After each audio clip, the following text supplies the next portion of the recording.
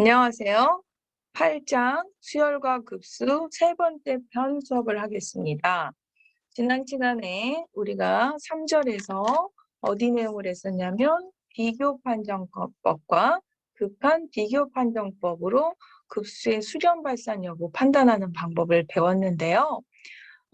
그 급수 판정법 같은 경우는 자신의 급수가 수렴하는지 발산하는지 판단하기 힘들어서 옆에 보조 수열 개념에 해당하는 뭔가 Bn에 해당하는 급수를 가지고 어, 어떤 원래 급수가 수렴한다, 발산한다를 판단했었습니다. 그렇다면 오늘 배우려고 하는 비판정법과 몇근 판정법은 그런 보조 수열 개념에 해당하는 Dn 없이 자신의 수열만 가지고 판단하는 방법이라고 볼 수 있습니다. 사실 판정법이라 배우긴 했지만 지난 시간에 했던 그 극한 비교 판정법이나 비교 판정법 이런 것들은 그 보조 수열 잡는 게 사실 쉽지 않았었어요.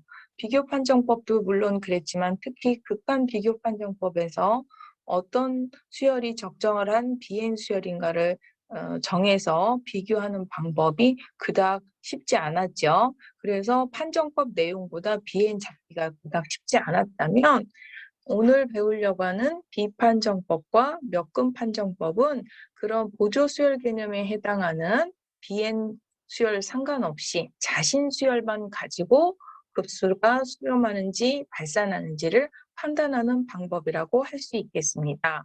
그러면 먼저 비판정법 먼저 확인하겠습니다.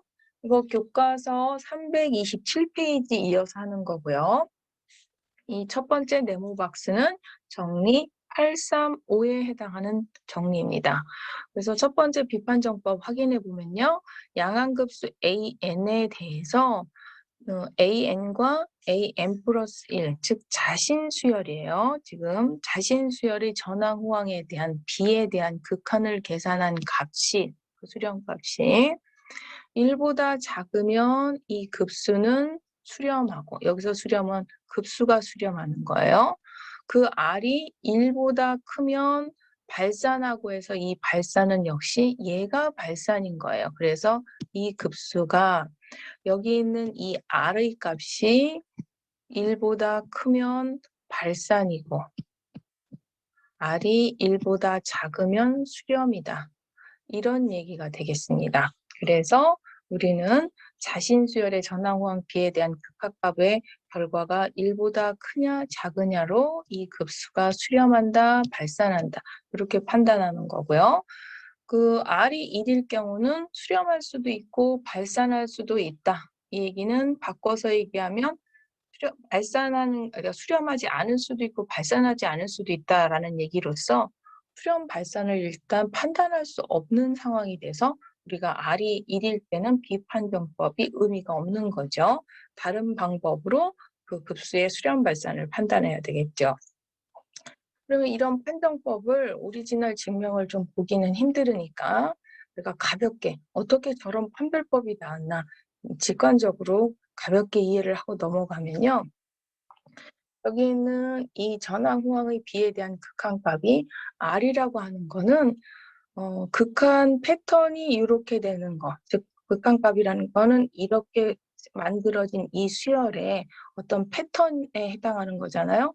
무한대로 갔을 때 이 패턴이 이렇게 된다는 건 아주 큰 n에 대해서 an 플러스 1번째와 an이 서로 상수 r배 역할을 해주니까 결국 전항과 후항의 관계에 뭔가 고정상수 R이 곱해지는 역할을 하는 거랑 마찬가지로 해석을 할 수 있어서 여기서 R이 공비 역할을 했다라고 볼 수 있겠죠. 저 R이 공비 기능을 하다 보니까 우리가 등비수열의 급수의 수렴 발산 여부는 이 공비 R이 기준 1을 기준으로 1보다 작으면 우리는 뭐라고 그랬어요? 수렴. 1보다 크면 어떻게 해요? 발산. 그래서 마치 등비수열의 급수처럼 그걸 직관적으로 가볍게 이해하시면 저 공식이 좀 쉽게 이해되실 것 같고요. 그러면 이거를 바로 예제 적용해서 한번 풀어봅시다. 그 다음 328페이지 예제 8번 보시면 이 급수의 수렴 여부를 판정하여라. 그럼 현재 우리는 자신수열 가지고 전항하고 후항의 비를 계산할 거예요. 그 비가 이제 계산은 여기서 스케치만 돼 있어서 이렇지만 실질적으로는 그 a n 자리에 이 값, 그다음에 n 플러스 2를 다 대입해서 번분수가 됐든 해서 다 계산 정리를 하거나 뭐 번분수가 불편하면 분모에 해당하는 분수는 곱하기 역수든 이렇게 해서 다 정리된 이 결과 의 극한값이 얼마이므로 지금 계산하면 2분의 1인데 그 값이 기준이었던 1을 기준으로 1보다 작으니까 이 1보다 작으면 급수가 어떻게 된다고 그랬어요? 수렴한다. 여기서는 이 급수, 주어진 이 급수가 수렴한다라고 할 수가 있는 거죠. 그러면 예제 9번으로 한번 넘어가 볼까요? 이 급수의 수렴 여부를 판정하여라. 역시 비판정법으로 확인하기 위해서 전항후항 비를 대입해 봤어요. 여기도 이렇게 뭔가 다른 식 같지만 사실은 얘도 아까 얘기한 이 계산한 거죠. n 플러스 1 팩토리얼에 그다음에 n 플러스 1에 n 플러스 1제곱 an 플러스 1에다가 an 나눈 거 번분수로 계산해도 되지만 그 역수로 계산하면 되는 거죠. n의 n제곱 잘 안 먹긴 해요. 그 다음에 n 팩토리얼 이렇게 되겠죠. 그러면 요거는 팩토리얼끼리 지우면 이 점이 잘 안 먹혀서 n 플러스 1이 되겠고요. n 플러스 1 하나 지우고 나면 이렇게 돼서 결국 n분의 n 플러스 1 각각이 전체가 n제곱이 되다 보니까 이렇게 나오겠죠. 그랬더니 이 오일러수가 나오는 거죠. 극한값 계산하니까. 그럼 얘는 중요한 건 극한값이 기준인 1보다 큰 상태가 되므로 이 주어진 급수, 여기서 말하는 주어진 급수 얘는 어떻다? 발산한다. 이렇게 얘기할 수 있다는 거죠. 그래서 비판정법으로 우리가 급수가 수렴하는지 발산하는지를 판단했어요. 그래서 오히려 사실 앞에서 배웠던 방법보다 뭐 부조수열 개념 없이 가장 쉽게 계산할 수 있는 판정법이라고 할 수 있겠습니다. 그럼 이제 몇근 판정법 소개해 드리겠습니다. 이거 정리 836에 해당하는 내용인데요. 역시 양항급수 AN에 대해서 이 극한값이 R이라고 하면 AN의 급수가 이 R이 1보다 작으면 수렴하고 해서 이 수렴은 AN이 수렴인 거죠. 급수가. R이 1보다 크면 AN은 발산하고 1이면 수렴할 수도 있고 발산할 수도 있다. 뭐 이거는 앞에 있는 판정법에서 설명했듯이 이 경우는 이 몇근 판정법이 적절치 않아서 다른 방법으로 가야 된다는 얘기죠. 그러면 뭐 공식 자체 뜻도 그렇지만 이해도 뭐 증명이 이렇게 된 것도 중요하지만 어떤 양항급수 판정하는데 왜 불편하게 몇근 판정법 즉 AN에 n제곱근을 시켰지라는 생각이 들 수가 있어요. 정말 저런 판정법이 얼마나 유용하게 쓰이며 왜 저렇게 복잡하게 갔을까? 이 식의 상태로만 보면 n제곱근을 시킨 게 훨씬 복잡한데요. 얘는 이 예제 10번에서 조금 먼저 저런 거는 어떨 때 쓰는가를 먼저 확인을 하고 가면요. 예를 들어서 이거 예제 10번 같은 급수가 있다고 해봅시다. 이 급수의 수렴 발산 여부를 판단하려고 하는데 일명 주어진 수열 AN 부분이 이 자체도 중요하지만 그거에 n제곱으로 돼 있어서 나름 불편해요. 그러면 여기에는 이 n만 없으면 조금 더 판단하는데 도움이 되겠다 싶은 이런 상태. 그래서 뭔가 하나의 식의 전체의 n제곱으로 표현된 이런 경우에 n을 없애주기 위해서 an에다가 n제곱근을 시킨 거예요. 그럼 여기다 n제곱근을 시키는 순간 얘가 사라지면서 간단한 상태의 식이 되죠. 그래서 극한 구하거나 급수 판단하는 데 쉬워질 수밖에 없거든요. 그래서 이 몇근 판정법의 의미는 자기가 원래가 간단하지도 않지만 n제곱이라든지 이렇게 복잡하게 돼 있는 경우나 혹은 11번처럼 10번처럼 전체 토탈 n제곱이 아니라 이렇게 부분적인 n제곱 같은 경우도 역시 조금 이따 이제 자세한 계산을 해보겠지만 이런 경우에도 n제곱권을 쓰는 것이 굉장히 편리하다고 볼 수 있어요. 그래서 이런 n제곱이 돼 있는 유형에 대해서 전체든 부분이든 이렇게 돼 있는 유형에 대해서 n제곱권을 사용하는 몇근 판정법을 쓰는 게 좋다고 하겠습니다. 그러면 이런 데 적용한다, 이럴 때 유용하다라고는 했지만 그렇다고 해서 얘가 R이 1보다 작으면 급수가 수렴하고 다시 본론으로 들어와서 R이 1보다 크면 발산하고 저 공식이 조금 잘 납득이 안 되시는 분들을 위해서 이 상태를 조금 더 우리가 확대 해석을 하면 이 아까와 같은 방식으로 충분히 큰 n에 대해서는 AN은 R의 n제곱 혹은 A의 n 플러스 1이라고 봐도 되지만 A n제곱 자체가 R의 n제곱과 유사하다고 볼 수가 있죠. 충분히 큰 n에 대해서. 그러면 이 AN 수열은 마치 R이 공비인 것 같은 그런 역할을 하는 거죠. 그러니까 등비 수열인데 R이 여기에서 공비 기능을 하는 그런 상태의 수열로 확대 해석을 할 수 있으니까 그런 수열의 급수는 공비 R이 1보다 작으면 여기에서 이 R이 1보다 작으면 아까도 얘기했지만 수렴하고 공비, 이게 공비 기능 역할을 하는 거잖아요.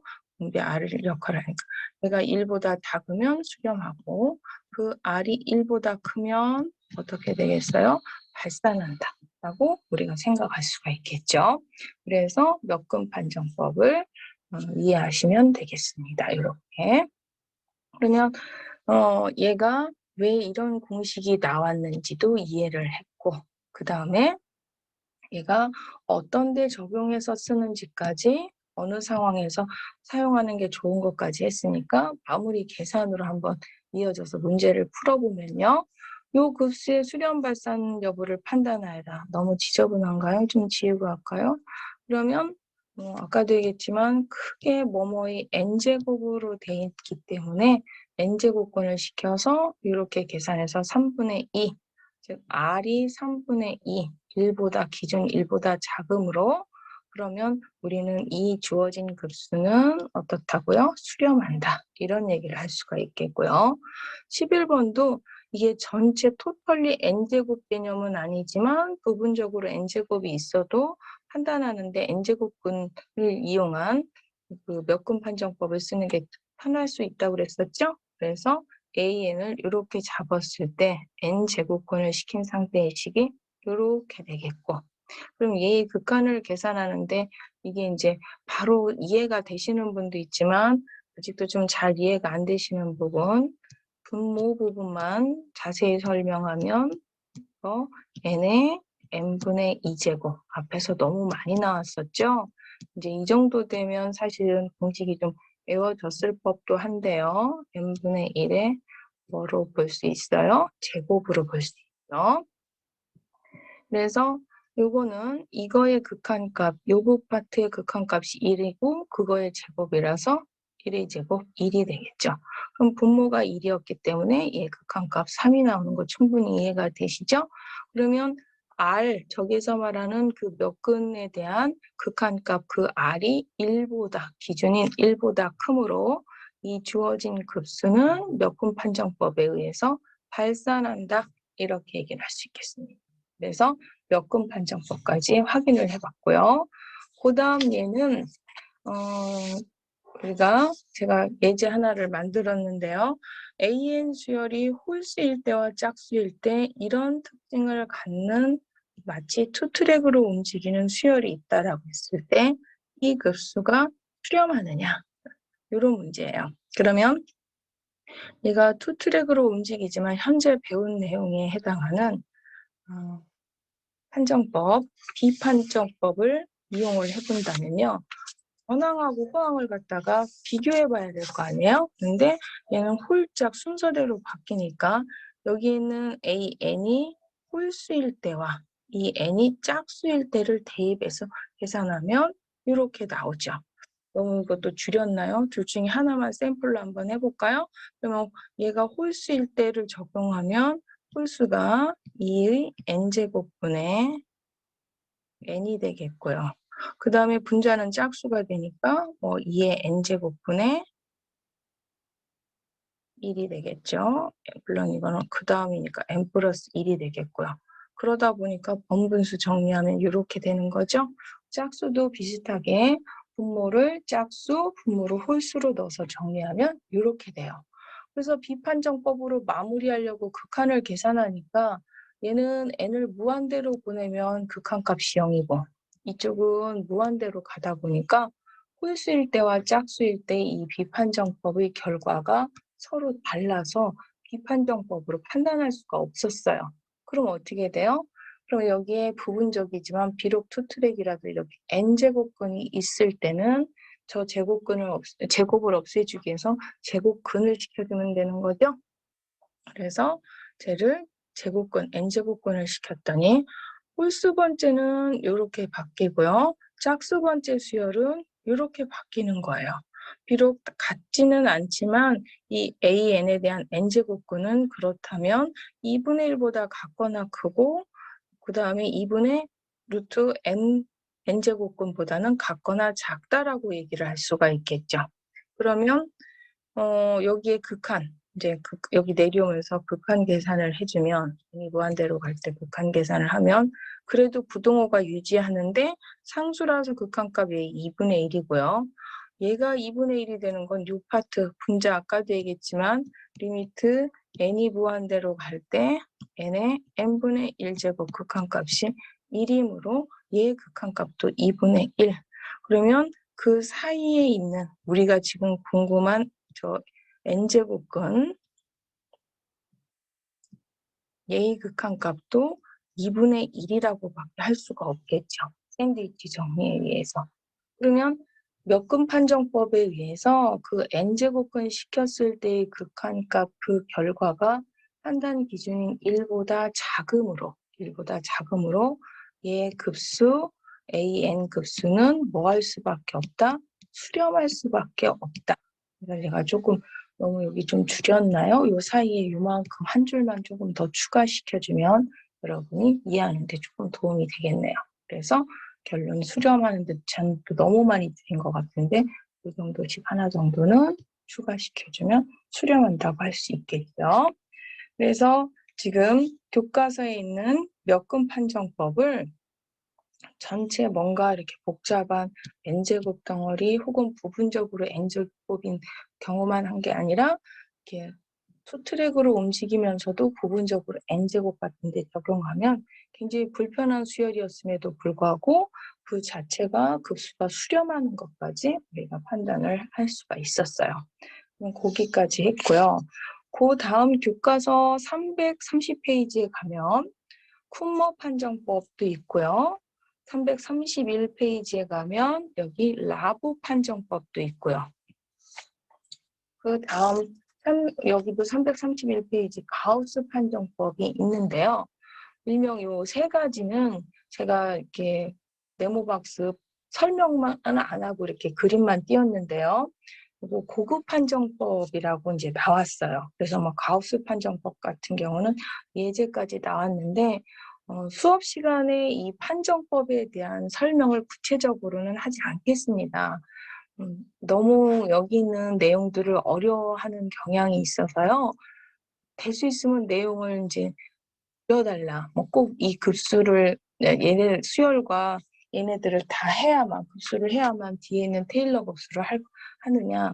테일러 급수를 이해하게끔 최소한만 해달라고 내용을 계속 줄여달라는 추세이기 때문에 고급 판정법까지 이렇게 너무 깊게 자세히 하면 힘들어질 것 같아서 그냥 교과서에 이런 고급 판정법이 있고 그다음에 개인적으로 나는 이런 고급 판정법까지 좀 알아보고 싶고 공부하시고 싶은 사람은 개인적으로 보시되, 나는 이 고급 판정법이 아니라 지금 몇금 판정법까지 하는 것도 너무 힘들어 하시는 분한테는 굳이 억지로 이렇게 고급 판정법까지 공부하고 이해하는 거를 추천드리지는 않습니다. 그래서 몇금 판정법 정도까지만 해도 뒤에 있는 웬만한 연습 문제는 다, 그리고 또 교수 판단은 다 할 수 있으니까요. 이거는 조금 개인적으로 자기가 지금 내용이 쉽고 그래서 조금 이런 고급 기능도 알고 싶은 사람들한테만 추천드리고, 뭐 예제 12번도 그런 분들만 한번 확인하시는 걸로 하고요. 3절 내용은 여기까지 하는 걸로 하고 그 다음 4절 내용으로 넘어가겠습니다. 그러면 334페이지 4절, 교대급수의 절대수렴. 여기에서 일단 교대급수라는 말은 앞에서 한번 얘기는 했는데요.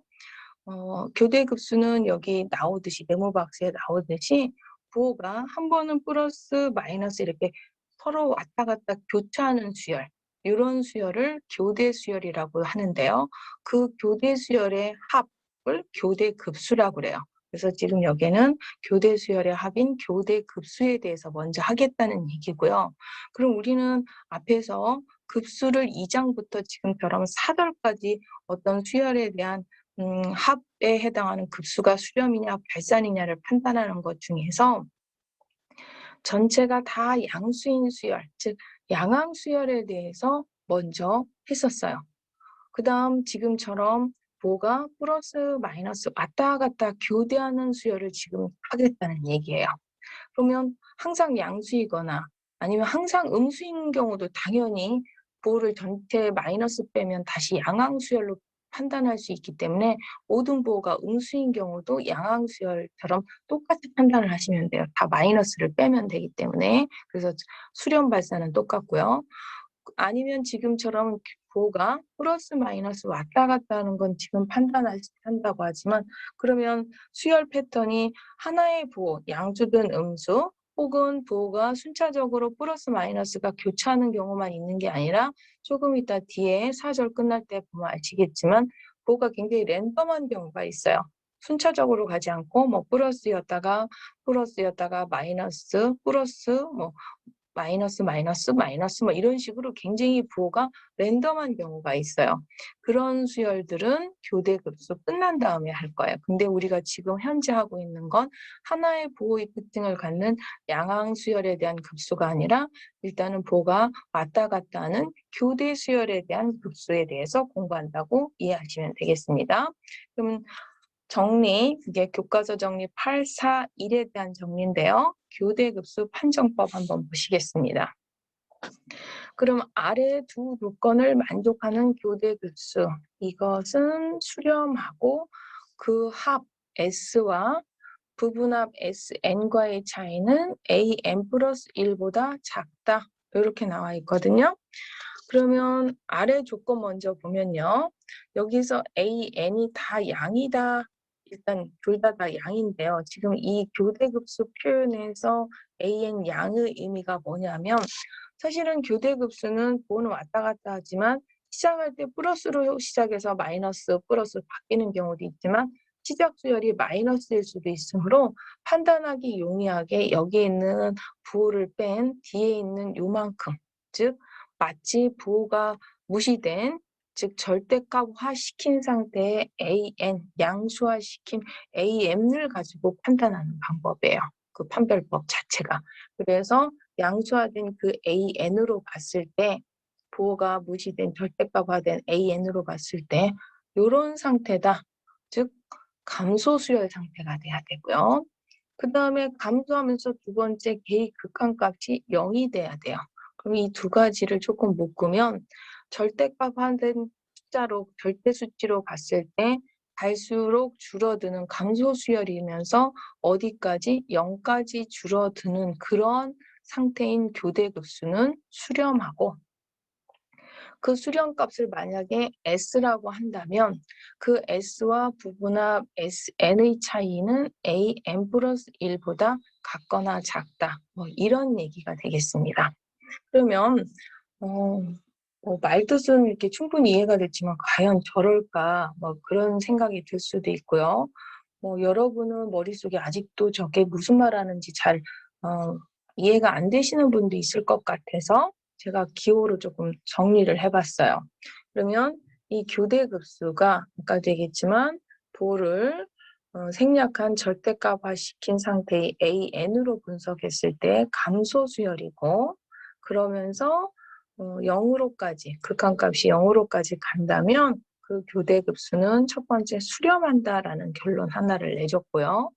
그러면서 그 수렴값 S와 n항까지의 부분합 Sn과의 차이는 an 플러스 1보다 작다라는 두 개의 사실을 얘기를 해줬죠. 그러면 일단 첫 번째, 우리는 수렴만 얘기를 하는데 여기는 두 번째 얘기까지 했거든요. 그럼 일단 먼저 수렴 얘기 먼저 해볼게요. 그럼 수렴을 증명으로 이렇게 어렵게 하는 건 그럴 것 같아서 그림으로 하나 표현을 해놨는데요. 예를 들어서 내가 지금 0에서 출발을 한다고 했을 때 뭔가 A1 혹은 U1이라고 하는 값이 있다고 해봅시다. 플러스로 시작을 했고요. 그럼 그게 곧 여기 S1까지 되는데요. 거기에다가 두 번째 항은 방향은 반대인데 얘보다 A1이나 U1보다 크기가 줄어들어야 돼요. 그래서 더 작은 크기로 반대 방향으로 가요. 그러면 S2가 이렇게 오겠죠. 그럼 S1과 S2에서 보면 S2는 지금 0 시작했던 출발점 0보다는 분명히 밖으로 나가지 않고 이쪽 안쪽에 있는 상태고요. 거기에서 다시 양의 방향으로 반대 방향이죠. 현재 왔던 방향의 반대 방향으로 이전의 U2, A2보다 길이가 조금 더 줄어든 A3, U3로 다 갔어요. 그랬을 때 S3가 곧 U3를 더한 값이 즉 S3가 여기가 돼요. 그림으로 이해를 하시면. 그럼 S3는 절대 아까 S1보다는 밖에 있지 않는 이 상태의 값이 되겠고요. 그 다음 여기 있는 S3에 그 다음 그 U4 혹은 A4를 갖다가 더해주면 이 조금 전에 있는 U3보다는 길이는 더 짧은데 방향이 반대가 돼서 이쪽으로 넘어갈 것이며 그 값은 아까 S2보다는 더 안쪽에 있는 상태의 값으로 오겠죠. 그러면 그 다음 S5 같은 경우는 이쪽 온 방향과 반대 방향으로 가되 얘보다 길이가 더 작으니까 그 다음은 요 정도.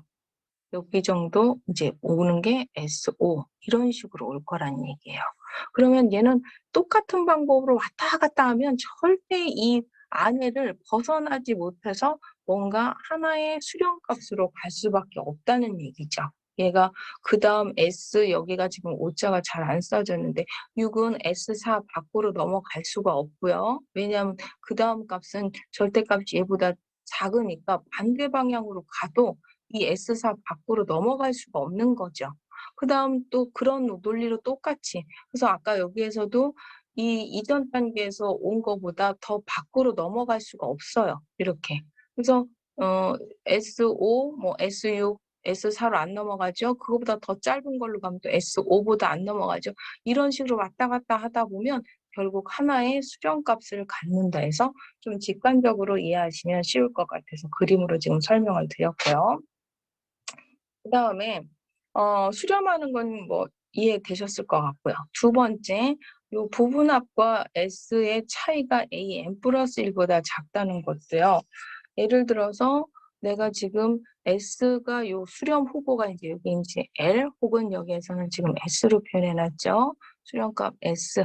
그럼 S와 내가 S4까지를 근사값이라고 잡는다면 요만큼이 리얼 S와 부분합 S4와의 오차예요. 지금 여기서 말하는 차이, 이만큼 차이.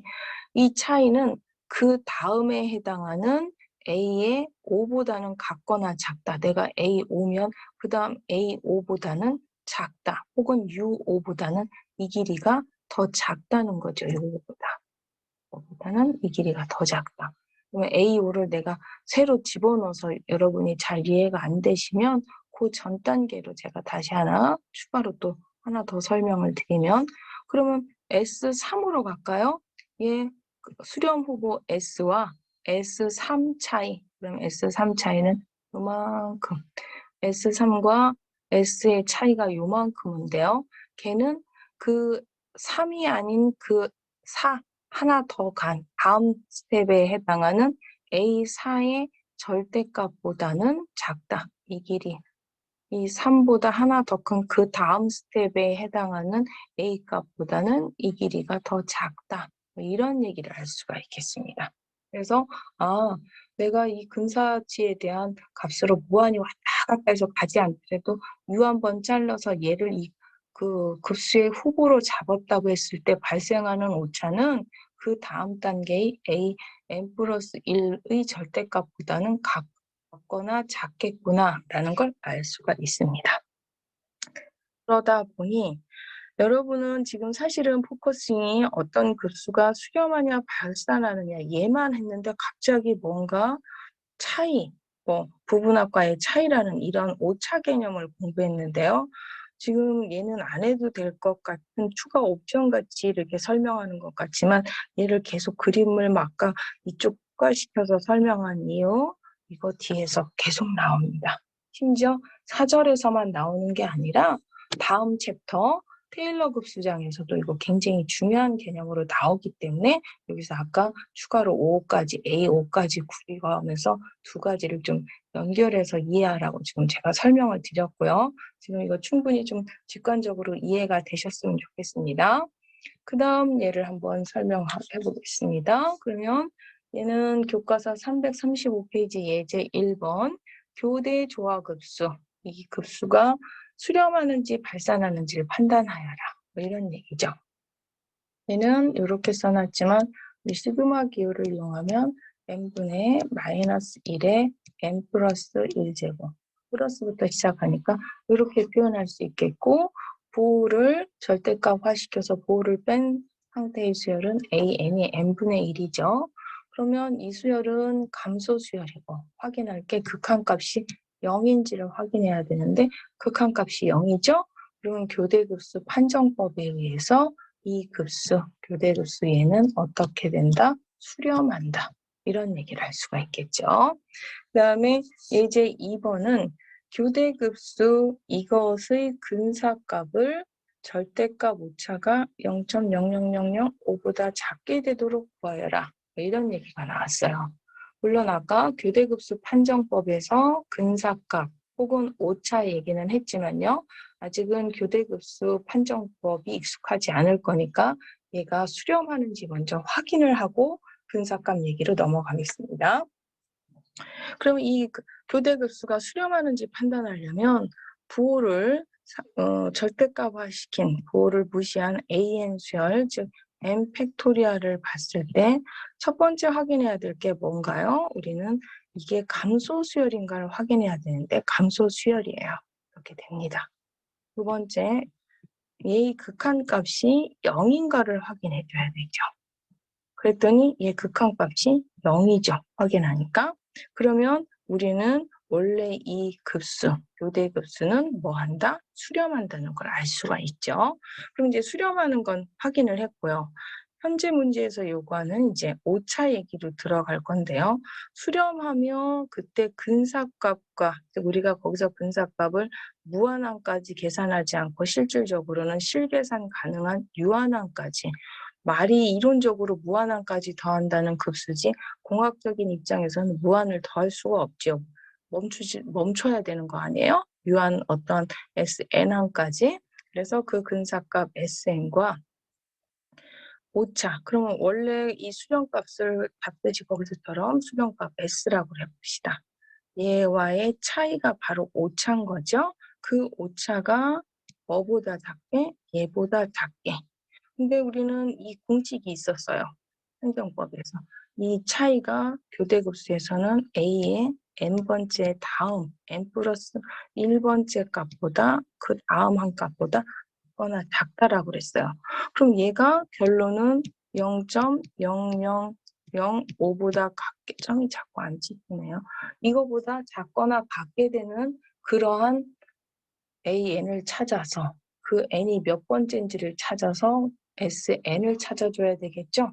그럼 일반항 A의 N이 0.0005보다 작게 되는 항을 찾아주면 돼요. 그러면 뭐 6팩토리얼 같은 경우 이렇게 0.005보다 크고 7팩토리얼 분의 1 같은 경우는 저 오차보다 작으니까 이거를 만족하는 결과가 얼마인 걸 확인한 거냐면 얘가 7팩토리얼이 될 때 글씨가 잘 안 써지네. 7팩토리얼 분의 1일 때가 되는 상태가 된 거죠.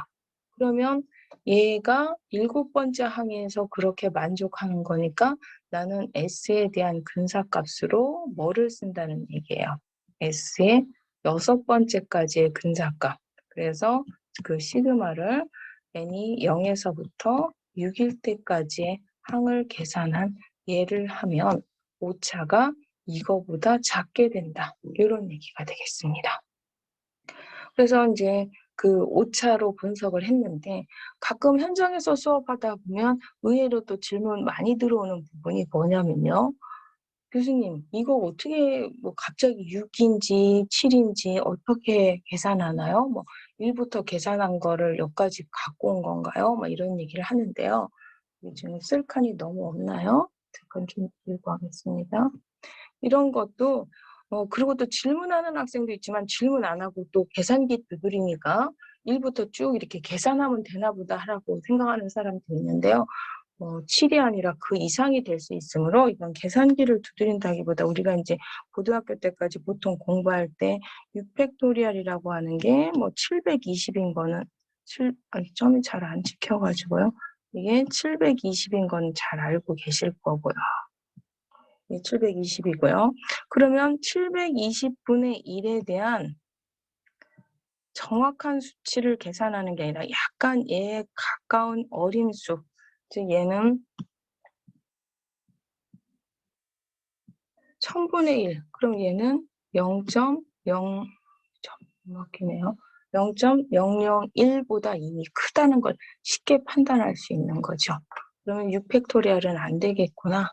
그러면 7팩토리얼 정도 판단을 했더니 그 다음 0.005보다 작거나 이렇게 판단을 분사적으로 어떤 약간 추론을 해서 하는 거지 1부터 이렇게 하기에는 너무 불편하죠. 그래서 그렇게 계산하시면 되겠고요. 그 다음 예제 1번을 한번 해보면요. 아까 교과서 문제는 교대급수 판정법의 첫 번째 얘가 수렴하느냐 발산하느냐 첫 번째를 확인했고 얘는 오차이기만 부분적으로 했다면요. 지금 예제 1번에서는 수렴도 확인하고 오차까지 한꺼번에 묶어서 낸 거예요. 그러면 이런 교대급수가 수렴하는지 확인하고 오차가 0.005 이내에 어떤 이 수렴값에 대한 근사값을 구하라는 문제가 됐죠. 그러면 부호를 무시한 즉 절대값화 시킨 수열 AN이 감소 수열인 거 바로 확인이 될 거고요. 극한값이 0인 거 보일 거고요. 그러면 교대급수 판정법에 의해서 얘는 수렴하고요. 그러면 이제 남은 거는 이 근사값을 오차가 0.005보다 작게 되는 범위 안에서의 근사값을 구해야 되거든요. 이제 제가 조금 너무 줄여 써놓은 것 같은데요. 그럼 S와 내가 SN 몇 번째인지 모르지만 내가 그 근사값의 차이가 오차가 공식에 의하면 이렇게 되는 얘가 0.0005보다 작기를 원하는 거예요. 그럼 n번째 항이 뭔가 이거보다 작게 되는 일반항, 일명 일반항이 얘보다 작게 되는 그 항을 찾아내야 되겠죠. 그럼 일반항이 이거예요. 이 일반항이 0.005보다 작을 때 n 찾아야 되거든요. 그러면 지금 저는 2의 8제곱분의 1이 0.005보다 작다라는 걸 이제 계산기로 이제 결과를 써놨지만 현실적으로 여러분이 계산할 땐 계산기를 막 2의 8제곱 다 계산한다기보다 우리가 보통 2의 7제곱 정도는 7제곱은 이게 7자입니다. 128이에요. 잘 안 되네요. 그럼 이것도 대충 어림수 120으로 했을 때 125분의 1 어느 정도 추론, 근사치만 먼저 분석을 하는 거죠.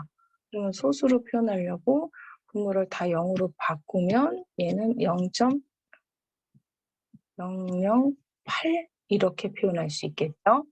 그러면 누가 봐도 허용한 오차범위보다 크다 한쪽으로 갈 수가 있어요. 그러면 2의 8제곱 그러면 어떻게 돼요? 얘는 256이 되겠죠. 256도 지금 나중에 계산기를 두드렸더라도 어린 수로 250 그러면 얘는 뭐가 돼요? 1000분의 4 그러면 얘는 0.004 이렇게 되겠죠. 그러면은 얘는 0.005 이내로 들어올 가능성이 있으므로 2의 8제곱이 적절하겠다 싶으면 이제 2의 8제곱으로 나눠서 계산을 두드려 보니까 우리가 예상한 것처럼 0.005보다 작더라.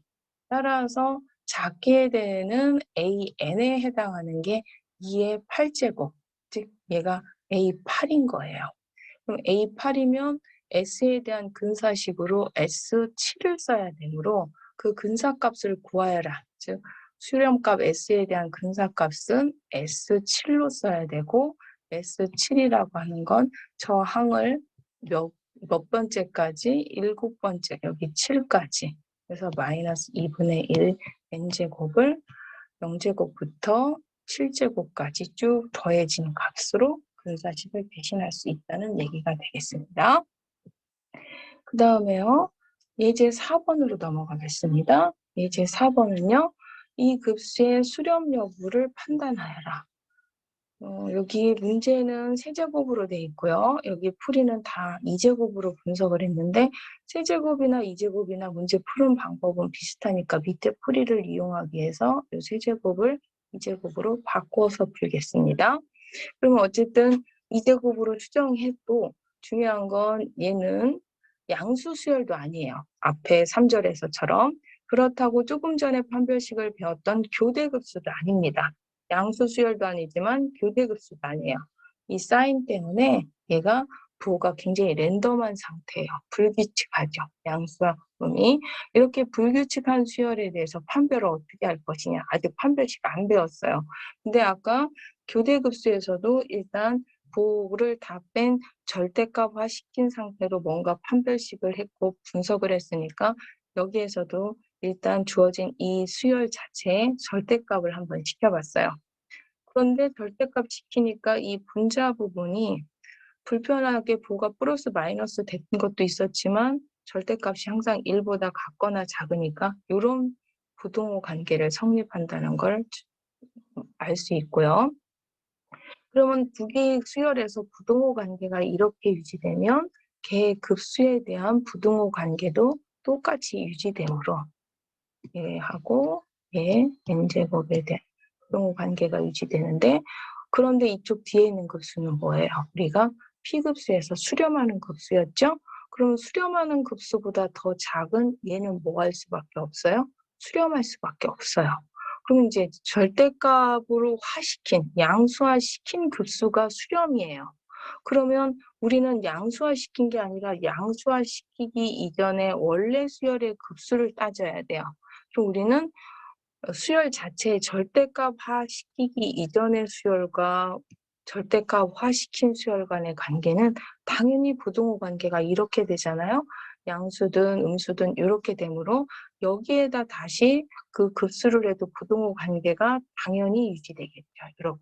그럼 얘가 수렴이었잖아요. 그러면 걔보다 작은 얘네들은 당연히 뭐 할 수밖에 없어요? 수렴할 수밖에 없다. 그래서 부호가 랜덤한 불규칙한 이런 급수들은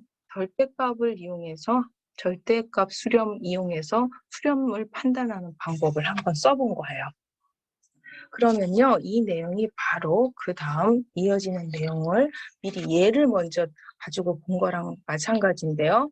이게 교과서 336페이지, 여러분 조금 교과서를 내가 뒤로 갔다 온 건데요.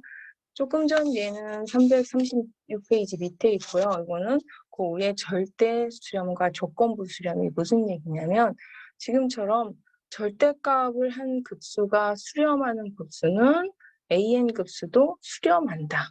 아까도 얘기했지만 AN과 그 다음에 절대값 시킨 AN 관계가 이렇게 되니까 여기에다 급수를 해도 부동호 관계가 유지되고 이쪽이 수렴하면 이쪽도 수렴할 수밖에 없다. 이런 얘기가 되는 거죠.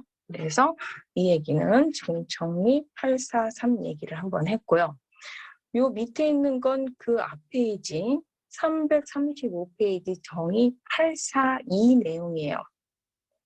그러면 이 얘기는 뭐냐면 지금 절대값 급수 얘가 수렴하면 걔보다 작은 얘도 뭐일 수밖에 없어요? 수렴해요.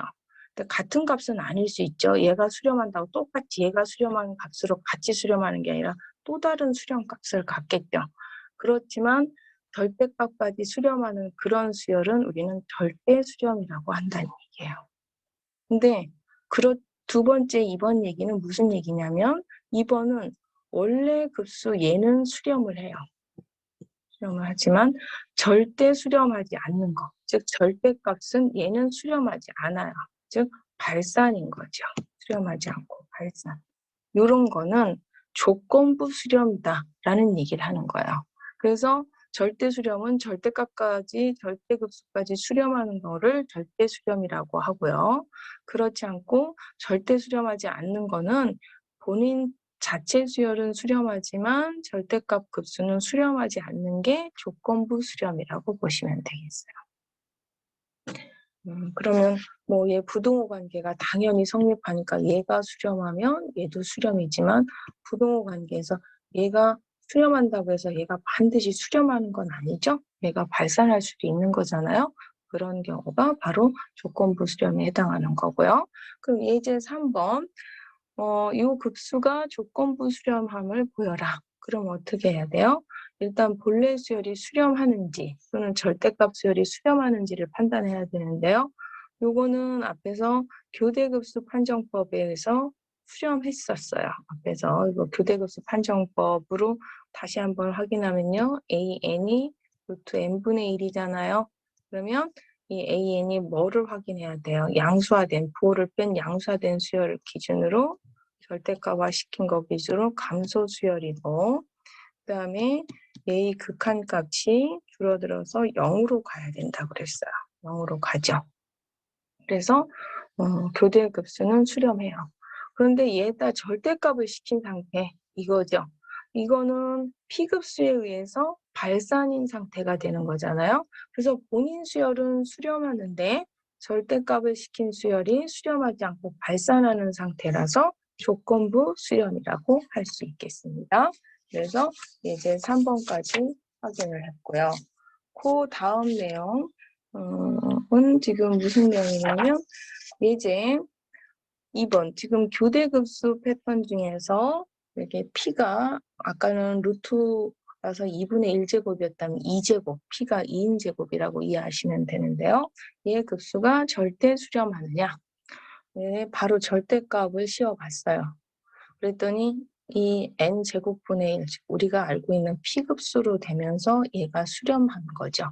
그러면 절대값이 수렴하니까 본래 수렴은 당연히 수렴하면서 그냥 수렴이 아니라 일명 절대 수렴이 되는 거죠. 공인 수열뿐만 아니라 절대값화시킨 것까지 수렴이 되는 거니까. 그러면 3번 예제 보겠습니다. 그러면 지금 앞에서는 이 P가 2분의 1일 때 봤고요. 지금 2일 때, 앞에서 또 1일 때 이렇게 낮게 했었는데 그걸 조금 더 일반화된 P로, 양수 P로 분석을 해보자는 얘기예요. 그래서 이게 일반화된 P로 절대 수렴하느냐. 그러면 절대 수렴하기 전에 부호를 무시한 절대값화시킨 AN에 대해서 감소 수열이고 극한값이 0인 걸 확인했더니 그러면 교대급수 판정법에 의해서 원래 급수는 수렴하는 게 나왔어요. 근데 절대 수렴인 걸 확인하려면 본인 급수가 수렴한다로 끝나지 않고 절대값 화시킨 거를 확인시켜줘야 되죠. 절대값 화시킨 상태는 저게 P급수잖아요. 이거 P급수 많이 했잖아요. 얘는 P가 1보다 같거나 1보다 크면 수렴이고 그다음에 1보다 같거나 작으면 발산이었었잖아요. 이러다 보니 얘가 수렴하는데 얘는 P가 양수인 모든 P에 대해서 수렴하는데 이 절대값화시킨 이쪽 부분은 P가 1일 때만 수렴해요. 그러면 절대값도 수렴, 원래도 수렴하는 P가 1보다 큰 범위에서는 절대 수렴이라는 말을 할 수가 있겠지만 여기처럼 절대값화시킨 거는 발산이고 원래 수열만 수렴하는 거는 그 구간은 조건부 수렴이다 라고 분석을 할 수가 있겠죠. 그래서 P가 0보다 크지만 1보다 작을 때는 자기 수열은 수렴하지만 절대값화시킨 거는 발산이라 이럴 때는 조건부 수렴이다. 이렇게 분석을 할 수가 있겠고요. 그러면 그 다음 내용은 337페이지에 있는 절대 비판정법이라고 제가 이름을 붙였는데요. 정리 844인데 요 판정법 어디서 많이 본 것 같죠? 앞절에서 양항급수에서 요 절대값 빠진 버전이 비판정법이었어요. 근데 그 앞에 있는 비판정법에 지금은 양수라는 보장이 없기 때문에 절대값을 씌운 버전이 절대 비판정법이라고 쉽게 이해하시고 넘어가시는 게 좋을 것 같아요. 너무 막 외워야 될 판정법도 많은데 그 판정법 정리가 어떻게 나왔고 공식 유도는 주고 너무 복잡해서 같이 연결된 거는 앞에는 양수를 일단 간단하게 설명을 했다면 지금은 양항수열이라는 보장이 없어서 보가 양수음수가 나올 수 있으므로 절대값 버전의 그 비판정법이라고 이해하시고 공식을 유사한 방법으로 이해하시면 되겠습니다. 그럼 예제 5번으로 넘어가겠습니다. 이 급수의 수렴 발산 여부를 판단하여라. AN이 누가 봐도 부호가 음수가 들어가 있으므로 여기다가 비판정법을 쓰고 싶은데 절대값 버전을 썼다는 얘기예요.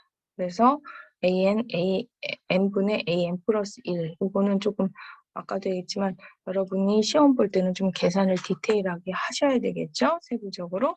그래서 계산했더니 이렇게 나와서 이 극한값 3이라는 거는 우리가 기준으로 잡는 1보다 크다 작다라는 기준으로 봤을 때 1보다 큰 걸로 나왔으므로 그래서 발산한다는 뭐가? 이 급수가 발산한다예요. 급수가 발산이죠. 그다음에 두 번째도 이런 AN에 대한 급수가 수렴하는지 발산하는지를 비판정법을 쓰려고 그래요. 대신 부호가 음수가 나올 수 있으므로 절대 비판정법을 썼어요. 물론 얘도 굉장히 줄여져 있지만 A n번째와 n 플러스 1번째 계산 다 정리해놓은 계산 스케치 결과죠. 그래서 극한값을 계산했더니 3분의 1, 즉 기준인 1보다 작다로 나왔죠. 그럼 어떻게 돼요? 얘가 1보다 작으면 얘 급수는 뭐한다? 수렴한다. 그래서 절대 비판정법 버전을 한번 해봤고요. 그 다음에 몇분 판정법도 아까 했는데요. 몇분 판정법도 절대 몇분 판정법이라고 제가 이름을 붙였는데요. 얘도 여기에서 절대값 뺀 버전을 아까 봤을 거예요. 그 몇분 판정법은 양이라는 보장이 있는 상태에서의 몇분 판정법이었지만 지금 우리는 카테고리를 조금 넓혔죠. 양수를 제한시키지 않고 부음수들이 얼마든지 있으므로 그런 것들을 n제곱근을 판단할 때 절대값화시켜서 몇분 판정법을 썼다. 그래서 절대 몇분 판정법이라고 이해하시면 되겠고요. 공식도 앞에 몇분 판정법과 유사한 방법으로 이해하시면 되겠어요. 이것도 뭐 따로 절대값이 들어갈 때 너무 디테일하게 하면 공식 외우시기 힘들으니까요. 그냥 우리가 아까 몇분 판정법 이해했는데 부호가 음수 버전이 있어서 절대값화 버전으로 확대된 판정법이다. 이렇게 이해하시고 공식을 대입하시면 되겠고요. 그 대신 이제 이런 경우는 수렴이 그냥 수렴이 아니라 절대값화 시켰으니까 절대 수렴하고 발산이야 절대 발산이란 말이 없으니까 그냥 발산. 이럴 때는 여전히 의미가 없는 상태가 되는 거죠. 그럼 예제 6번 한번 풀어보면 AN 급수가 이렇게 주어졌을 때 이 급수의 수렴 여부를 판단하여라. 급수의 이 분자 부분이 AN이 n이 소수일 때는 그 소수 n 자신이지만 소수가 아닌 그 밖의 값들은 다 1 이런 상태로 준 거예요. 그래서 이 AN에 대해서 지금 갑자기 이렇게 써놓으니까 여러분이 이해가 안 되실 수도 있는데 이게 결국 이 n제곱근을 이렇게 써놓은 거죠. 그럼 이제 n제곱근을 이렇게 썼다고는 하지만 이거 2분의 1 너무 많이 줄인 거 아닌가라고 생각을 할 수가 있는데요. 쉬운 일단 기타, 소수가 아닌 기타 1일 때는 요 a, n이 다 1이니까 얘가 무조건 1로 들어왔을 것이고요. 그 절대값화 시킨 거에 n제곱근을 시키면 양수화 되면서 요거만 2가 되고 분자는 1이 돼서 2분의 1이 되는 거 쉽게 이해하실 것이고요. 소수일 때만 다시 한번 간단하게 확인해 보면요. 소수일 때는 그러면 리미트 얘가 똑같이 기호 지금 쓰겠고요. 그 다음에 마이너스 2의 n제곱에 그 다음에 n의 n분의 1제곱 이게 지금 이거의 n제곱근에 해당하는 거죠. 여기 n 들어오는 거고 그거의 n제곱근 리미트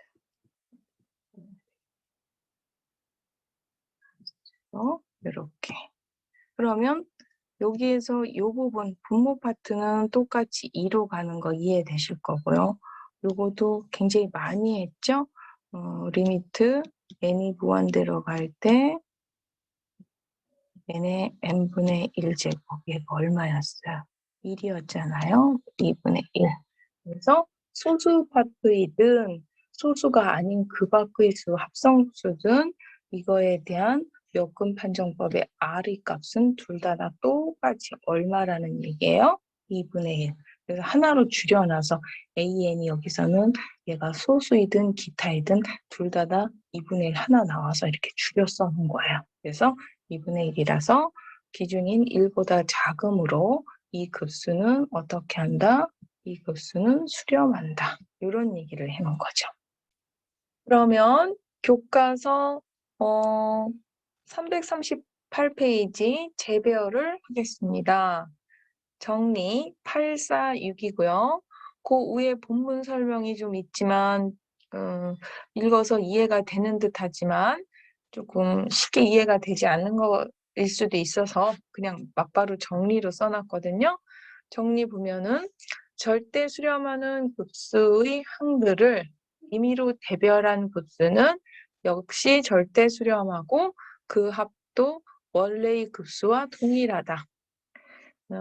단어들은 한국어적인 단어들은 다 쉬운데도 불구하고 이게 어려운 단어도 없는데 참 이해가 안 되는 아이러니한 이상한 상황이 벌어지죠. 그래서 우리가 이걸 좀 수학적 기호로 바꿔서 생각을 해보려고 제가 기호로 전환을 해보면요. AN 급수가 절대 수렴하는 상황일 때 그 AN 수열을 재배열해서 새로 만든 수열을 BN이라고 하면 그 BN 수열의 급수도 절대 수렴하고요. 그 다음에 BN의 급수와 AN의 급수가 결과가 똑같다, 값이 같다, 뭐 이런 얘기가 되겠습니다. 뭐 이렇게 또 수식으로 보니까 재배열에도 당연히 순서 바꿔서 더해도 같을 것 같은데 라고 생각을 하시겠지만 이거를 앞에서 요 재배열 어떤 급수 순서 더하는 순서 바꾸는 얘기가 한번 나왔었던 적이 있거든요. 교과서 320페이지 정리 825에서 했었는데요. 거기에서는 지금처럼 절대 수렴이 아니라 그냥 수렴이었어요. 지금 굳이 절대 수렴과 상대적인 개념으로 하면 조건부 수렴이라고 할 수도 있겠고 뭐 양황 수열이니까 그냥 수렴이라고 이제 거기에선 했는데요. 수렴인 경우에는 급수가 수렴인 경우에는 인접한 항끼리 임의로 묶어서 즉 더하는 순서를 결합 법칙을 시켜서 바꾼 BN 수열의 값도 수렴하고 그 수렴값도 원래의 급수 AN과 같다. 그러면 차이가 절대 수렴이 아니라 그냥 수렴이고요. 재배열이 아니라 더하는 순서 앞뒤 인접하는 것만 바뀌는 일명 조금 더 여러분 개념이 쉽게 이해하게 결합 법칙이라고 제가 좀 줄여서 표현을 할게요. 결합하는 방법을 바꾼 상태의 어떤 BN 수열은 역시 걔도 절대가 아니라 수렴하며 그 값이 같다. 뭐 이런 얘기였던 거예요. 그 얘기가.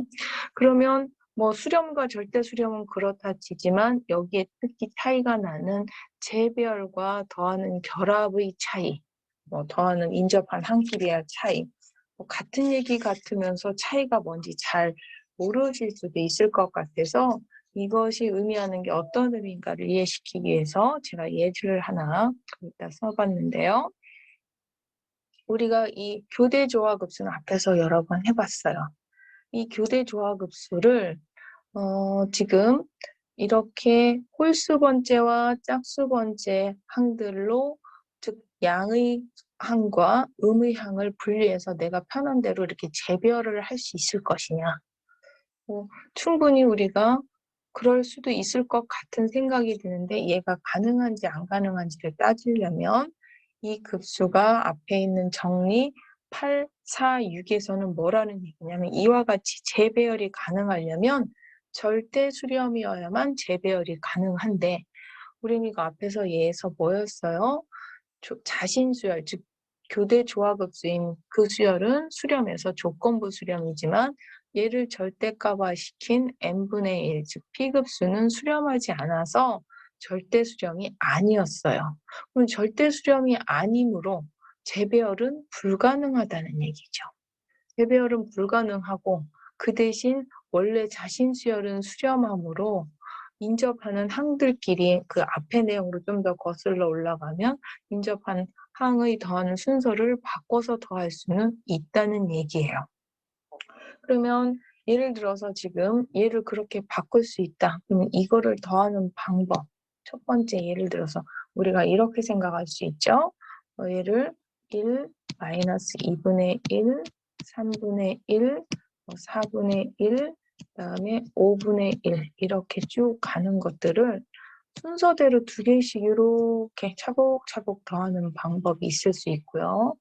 또 하나는 1, 마이너스 2분의 1, 3분의 1, 4분의 1 요 더하기를 첫 번째 거 나중에 하고 얘를 먼저 더하고 그 다음 이런 식으로 마이너스 정리를 하든 이렇게 이런 식으로 더하는 방법이 있을 거란 얘기예요. 쉽게 간단하게 결합법칙이라고 표현한 결합법칙으로 더할 수가 있죠. 뭐 아니면 마이너스로 묶어서 여기 마이너스가 됐든 이렇게 해서 여기를 마이너스죠. 마이너스 묶어서 뭐 아니면 이렇게 그랬을 때 얘는 두 개가 이 결과가 1번과 2번이 같다라는 얘기를 해주는 거예요. 이게 앞에 있는 정리 8, 2, 5에 의하면 얘는 수렴하기 때문에 인접하는 이 급수가 수렴하기 때문에 인접하는 항의 더하는 순서를 이렇게 바꿔서 임의로 묶어서 더해도 등식은 성립하지만 지금처럼 재배열은 안 돼. 근데 이제 책에 아마 이 결과값이 이제 설명할 때 LN이라고 나왔어요. 그럼 이렇게 서로 이렇게 더하든 이렇게 했든 같으면 그게 LN이면 LN이를 이렇게 보여주면 될 것 같은데 그리고 왜 얘가 이렇게 나왔을까 싶을 수도 있는데요. 간단하면 여기서 좀 보여주겠는데 이 내용이 좀 쉽지가 않습니다. 이게 우리가 지금 배우는 게 급수를 배우고 급수가 수렴이냐 발산이냐만 판단하지 수렴했을 때 수렴값을 잘 언급하지 않죠. 아직은 수렴 발산 판단하는 정도만 하고요. 다음에 수렴한다면 그 수렴값에 대한 얘기는 다음 챕터에서요. 그래서 이 내용도 사실은 다음 챕터에서 나오거든요. 지금 이렇게 간단하게 뭐 이렇게 손계산해서 수계산해서 될 만한 게 아니라 여기서는 이제 그 뒤에서 나오는 결과만 잠깐 언급한 거예요. 그래서 얘 결과값은 이제 ln이다. 그렇지만 이렇게 수렴하기 때문에 재배열해서 더하는 방법은 재배열이라네요. 그 결합해서 더하는 방법은 같지만 이와 같이 재배열을 하는 순간 이 값과 같지 않은 또 다른 값이 돼서 이렇게 얘와 얘는 같을 수 없다. 재배열할 수가 없다가 거기 있는 내용이에요. 그래서 본문에 지금 재배열 내용 846 위에 내용돼 있는 글을 제가 마치 예제처럼 풀이해 놓은 거지 그 풀이를 이해하면 이렇게 수식으로 표현하면 이 얘기가 된다고 보시면 되겠고요. 그러면 이제 교과서 예제 그럼 다 재배열이 불가능한 것만 있는 것처럼 보일까 봐 재배열 가능한 예를 제가 하나 만들어 놨는데요. 이것도 우리가 앞에서 했었죠. 요거 절대 수렴이었어요. 절대 수렴. 그러면 이런 절대 수렴하는 수열은 재배열이 가능하냐. 그래서 위에서처럼 우리가 하고 싶은 대로 홀짝이든 혹은 양의보호, 음의보호 개념이든 뭔가 원래 수열에 대한 합을 재배열을 해준 거죠. 예? 그래도 재배열에도 가능하냐? 아까도 얘기했지만 얘는 앞에서 절대 수렴인 건 여러 가지 방법으로 설명을 했기 때문에 얘가 절대 수렴에 대한 얘기는 생략하고요. 그 결과 절대 수렴이기 때문에 이런 재배열이 가능하다. 그래서 여기 지나가는 846 정리를 학생들이 저게 본문 위에 최대한 자세히 설명이 돼서 이해하는 듯하지만 이해를 잘 못하는 것 같아서 예제화시켜서 풀어주면 재배열 안 되는 예와 재배열 되는 예를 갖다가 그리고 앞에서 이 재배열 얘기를 이렇게 교환, 결합 뭐 이런 개념까지 조건부 수렴일 때 이것까지 같이 묶어서 예제로 제가 하나 구성을 해보았습니다. 그래서 그 개념이 좀 이해됐으면 좋겠고요. 그 다음 이거는 교과서 321페이지에 연습 문제 8장의 2절 1번인데요. 사실 이제 앞에서 너무 그 연결된 내용, 될 수 있으면 같이 연결된 내용을 카테고리로 묶어서 하다 보니까 본문에 있는 연습 문제를 그때그때 못한 것도 있고요. 또 2절의 내용이지만 그 뒤에 있는 4절의 내용을 배운 다음에 그 4절에 있는 내용으로 풀었을 때 훨씬 효과적으로 간단하게 풀 수 있는 내용들이 있어요. 그래서 제가 보통 예전에 현장에서 숙제를 낼 때 8장의 2절 배웠다, 끝났다 해서 8장의 2절의 숙제를 내는 게 아니라 8장 한 챕터를 다 배운 다음에 숙제를 내요. 왜냐하면 지금같이 2절의 문제지만 2절의 방법이 아닌 3절이나 4절 그 다음 절에서 배웠던 내용을 적용해서 풀었을 때 훨씬 간단할 때가 있으면 저는 그 뒤에 있는 방법을 적용해도 된다는 걸 추천드리거든요. 여기 있는 예제, 특히 지금 1번에 14번이 그런 예제 중에 하나거든요. 그리고 지난 학기에 또 학생들한테 굉장히 질문을 많이 받았던 문제이기도 해요. 그래서 요거는 앞에 2절만 딱 배우고 나서 자꾸 질문하는데요.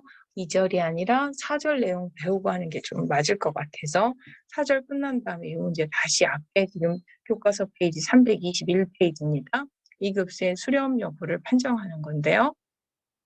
그러면 이 급수, 이걸 그대로 삼각함수라고 해서 처음부터 절대값을 씌운다기보다는요. 뭐 저 같은 경우는 한번 삼각함수를 될 수 있으면 이렇게 식을 좀 정리할 수 있는 걸 정리하는 걸 권해드리고요. 그럼 일단 누가 봐도 좀 더 간단한 코사인 n으로 줄어들겠죠. 사실은 이렇게 줄지 않아도 그렇지만 이렇게 좀 줄인 다음에 이 상태는 우리가 4절에서 배웠던 절대값, 왜냐하면 얘가 부호가 불빛이 가죠. 뭐 하나의 그 부호, 양이면 양, 혹은 음이면 한 가지의 부호를 갖거나 혹은 뭐 교대 수열도 아니고 부호가 굉장히 랜덤하게 불규칙할 때는 절대값을 씌워서 판단하는 것도 하나의 방법이었으니까 절대값을 씌우니까 이렇게 돼요.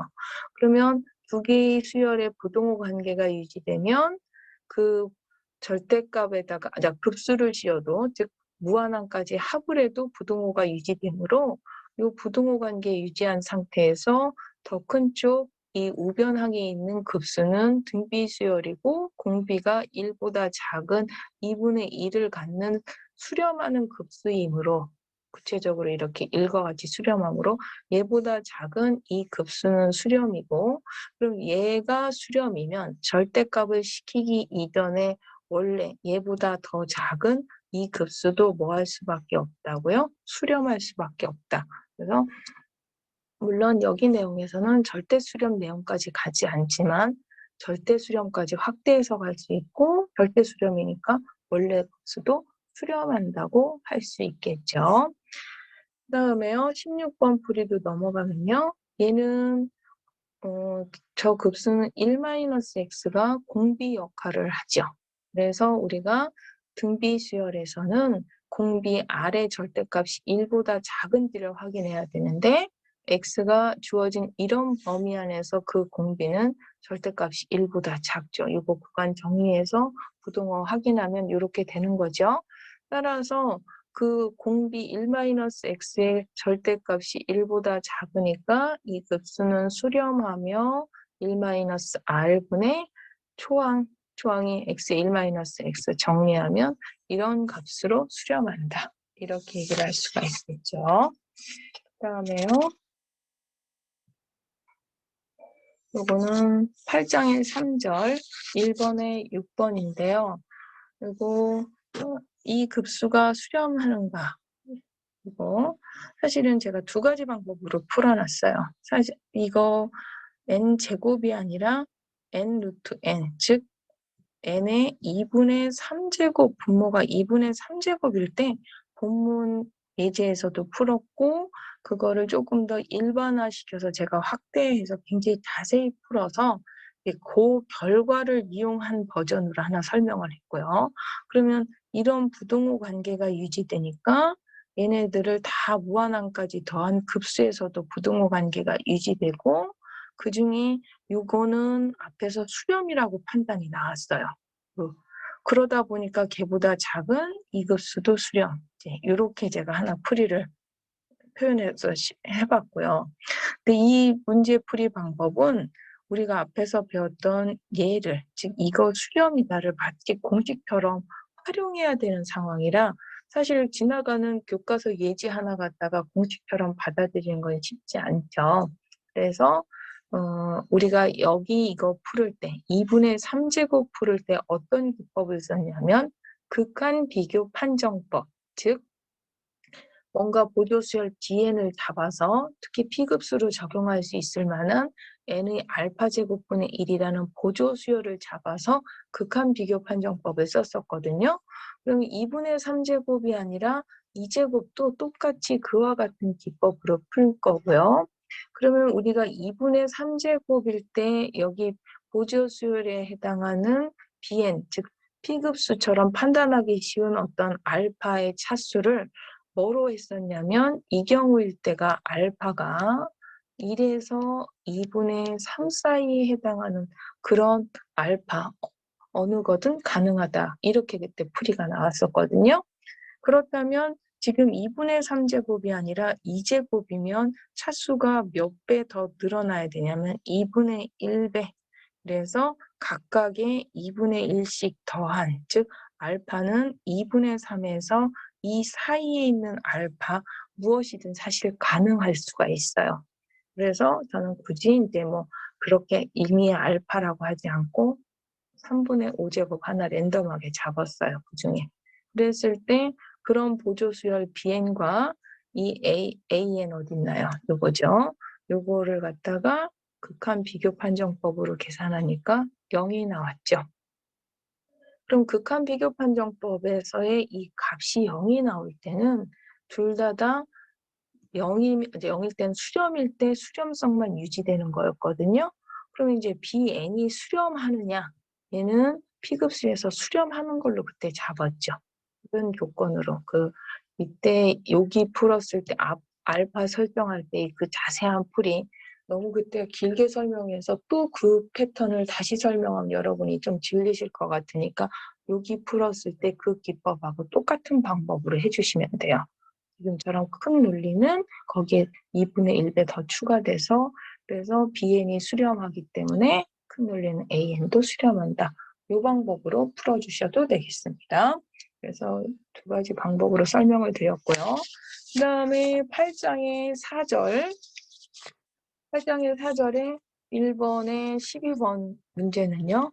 이 급수의 수렴성 그러면 an에다가 보조수열 bn을 n분의 1로 잡아서 저는 극한 비교 판정법을 하나 보여봤어요. 그러면 뭐 번분수 처리해주면 이렇게 n제곱분의 1 이런 상태가 되고요.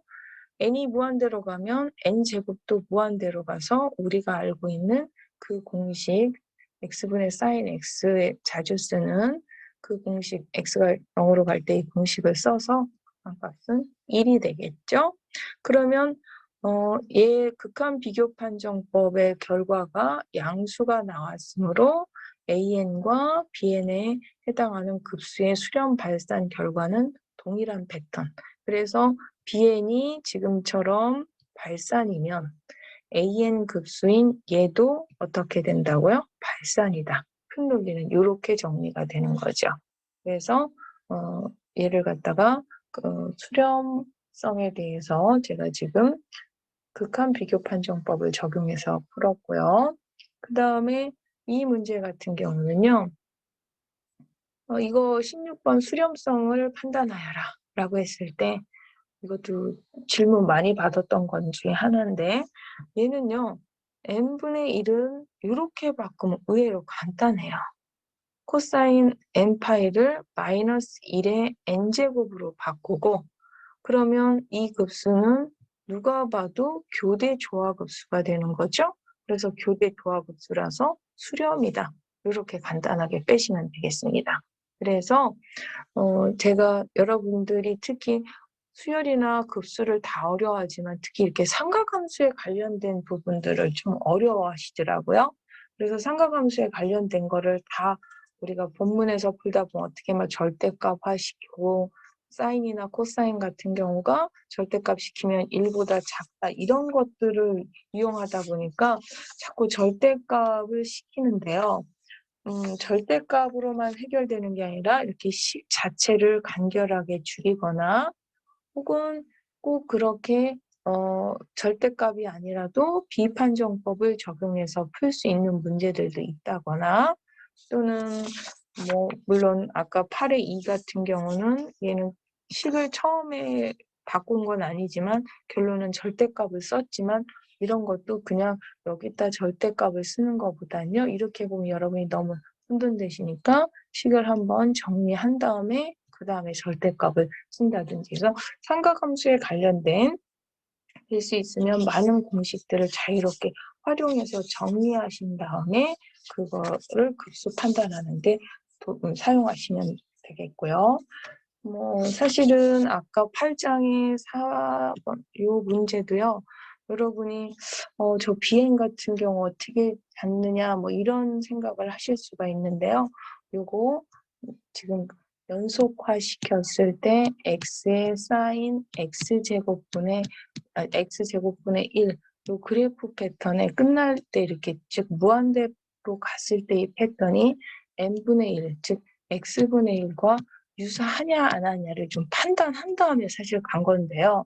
지금 여기에서 또 학기 초에 했던 여러분이 지금도 너무 많이 했다고 하는 그 그래프 사인 x의 사인 x 제곱분의 1 이 그래프까지 가면 여러분이 조금 너무 힘들어할 것 같아서 저는 이제 결과적으로 이렇게 적용해서 비판정법을 썼다지만 사실은 이걸 쓴 근거는 이제 그래프에 무한대로 갔을 때 이 패턴 뒷부분이 이거랑 유사하기 때문에 적용했다는 추가 말씀을 드리겠습니다. 그 다음에요. 여기 있는 그 전체 8장 내용을 마무리하면서 8장 한 절을 마무리했을 때 그거에 관련된 퀴즈 하나 제가 냈고요. 그리고 조만간에 또 이 퀴즈들도 몇 개 모아서 한꺼번에 또 한번 여러분이 제출하셔야 될 것 같으니까 8장 마무리하면서 내용 정리하시면서 그 급수의 수렴 발산 판단을 또 해보시기 바라겠습니다. 오늘 수업 듣느라 수고하셨습니다.